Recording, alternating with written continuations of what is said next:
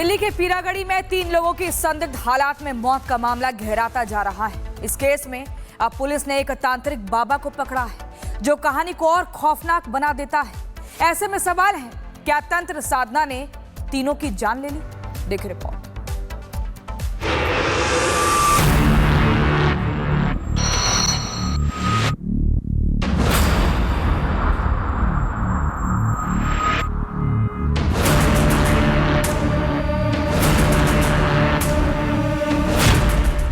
पीरागढ़ी मौत मामले का तांत्रिक कनेक्शन। 3 मौतें, 1 बाबा और कई सवाल। तंत्र साधना या सुनियोजित साजिश।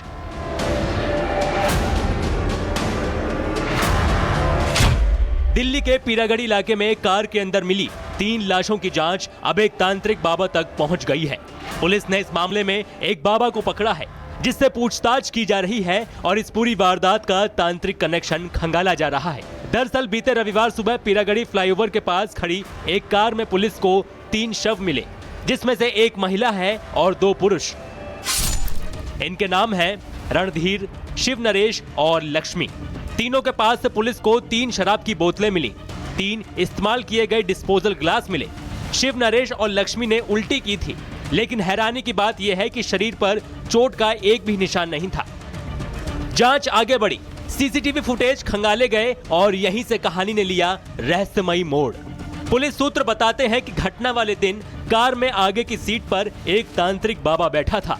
चलिए अब आपको इस पूरे मामले की टाइमलाइन बताते हैं। रविवार सुबह 10:30 बजे तीनों पीरागढ़ी से निकलते हैं। रिंग रोड होते हुए उत्तर पूर्वी दिल्ली में दाखिल होते हैं। वहां तीनों की इस बाबा से मुलाकात होती है। फिर करीब 3 बजे कार वापस पीरागढ़ी लौटती है और कुछ ही देर बाद तीनों की मौत हो जाती है। दिल्ली पुलिस ने उत्तर पूर्वी दिल्ली से तंत्र साधना करने वाले इस बाबा को हिरासत में लिया है।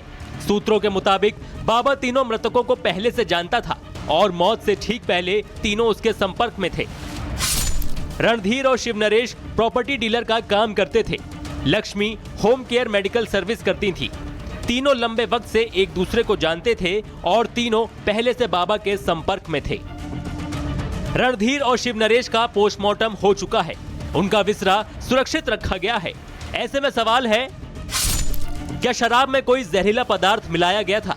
क्या तंत्र साधना के नाम पर कोई खतरनाक प्रयोग किया गया, या फिर तीनों की मौत किसी गहरी साजिश का हिस्सा है? विसरा रिपोर्ट आने के बाद सच का पता चल जाएगा, लेकिन तब तक के लिए सस्पेंस कायम है और जांच जारी है। Bureau report, Republic Bharat.